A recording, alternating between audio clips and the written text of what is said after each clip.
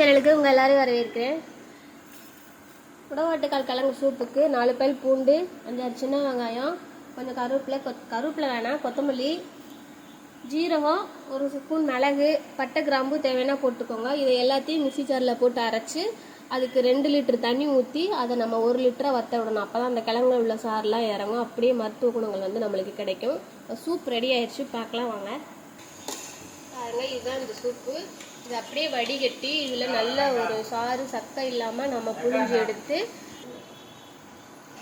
இது அப்படியே வடிகட்டி எடுத்துட்டு நம்ம கொத்தமல்லி போட்டு மிளகுத்தூள் தேவைன்னா போட்டுக்கோங்க, தேவைன்னா நல்லெண்ணெய் ஊற்றிக்கோங்க.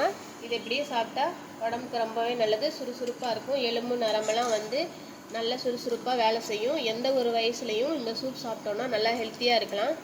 வீடியோ பிடிச்சிருந்துச்சுன்னா லைக் பண்ணுங்கள், ஷேர் பண்ணுங்கள், கமெண்ட் பண்ணுங்கள். மறக்காமல் நம்ம சேனலுக்கு சப்ஸ்கிரைப் பண்ணி ஃபாலோ பண்ணிக்கோங்க. தேங்க்யூ ஃபார் வாட்சிங்.